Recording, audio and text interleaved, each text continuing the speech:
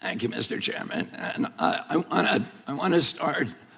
to put aside my written statement for a moment and address one of the points that was brought up, I think an important point by the ranking member, that this body ought to be concerning itself with issues that impact directly the American people.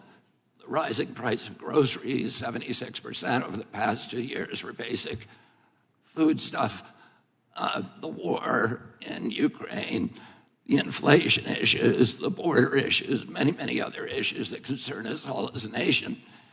We can't do that without the First Amendment, without debate.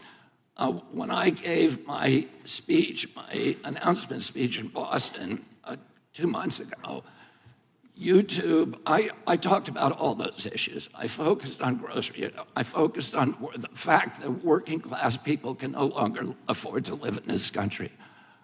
I talked about inflation, all the issues that deeply concern you, and that you've devoted your career to alleviating those issues.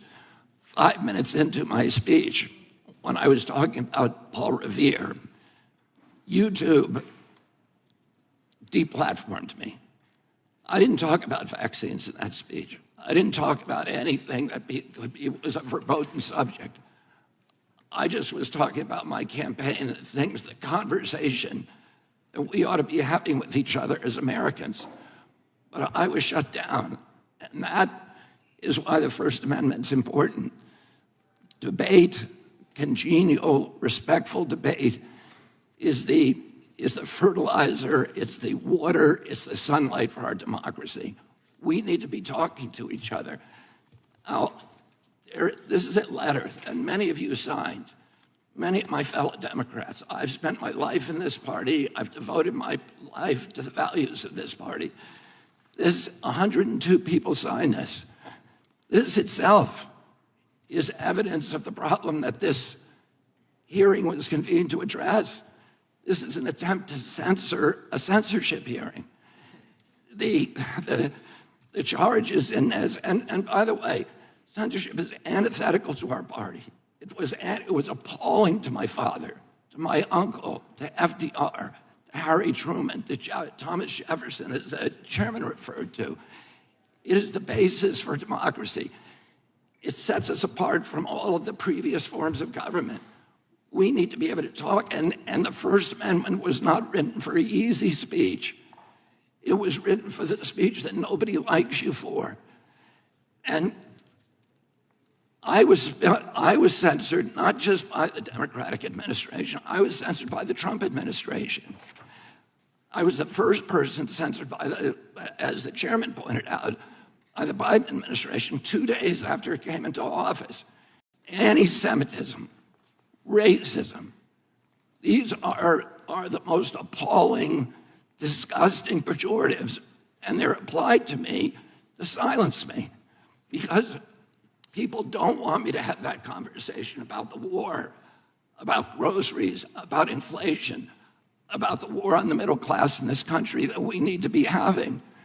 And by the way, I want to say this while I'm on the record, that in my entire life, and why I'm under oath, in my entire life, I have never uttered a phrase that was either racist or anti-Semitic.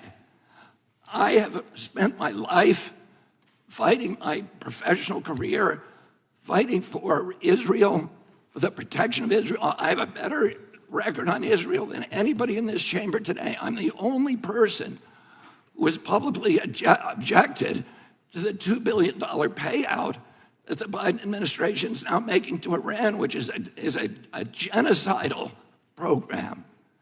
I'm the only one who's objected to that. I've fought more ferociously for Israel than anybody. But I am being censored here through this target, through smears, through misinterpretations of what I've said, through lies, through association, which is a tactic that we all thought we had been discredited and dispensed with after the Army McCarthy hearings in the 1950s. But those same weapons are now being deployed against me to silence me. I know many of the people who wrote this letter.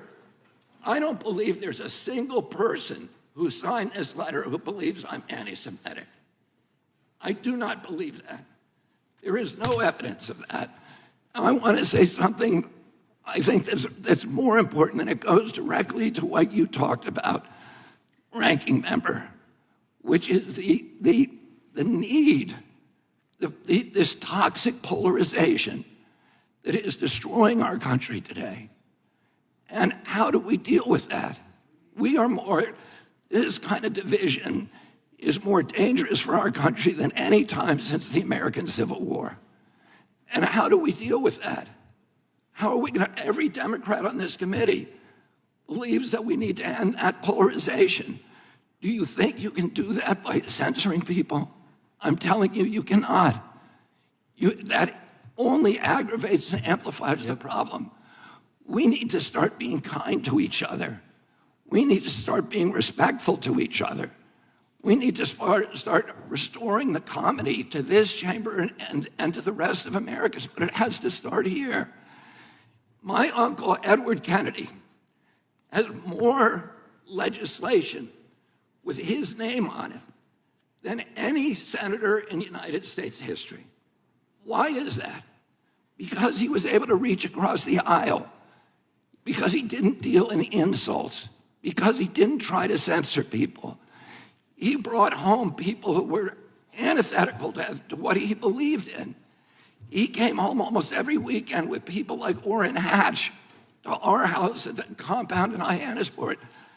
At that time, Orrin Hatch to me was like Darth Vader, because I was an environmentalist.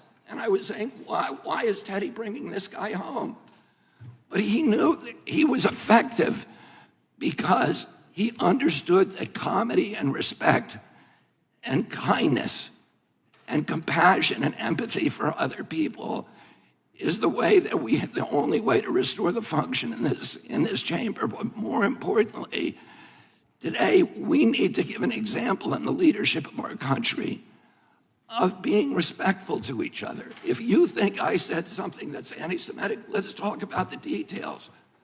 I'm telling you all the things that I'm accused of right now by you. And in this letter are distortions, they're misrepresentations. I didn't say those things. There's fragments that I said, but I denounce anybody who uses the words that I have said to imply something that is negative about people who are Jewish. I never said those things. And I want to point out also that the chairman pointed to Dennis Kucinich, who's fighting behind me. There is no two people in the country who feel more differently about American politics than these two people. And yet they were friends. Dennis attended his children's basketball games, attended his daughter's wedding. This is what we need, how we need to start treating each other in this country. We have to stop trying to destroy each other, to marginalize, to vilify, to gaslight each other. We have to find that place inside of ourselves of light, of empathy, of compassion, and above all, we need to elevate the Constitution of the United States, which was written for hard times. And that has to be the premier compass for all of our activities. Thank you very much. Thank you. Mr. Chairman.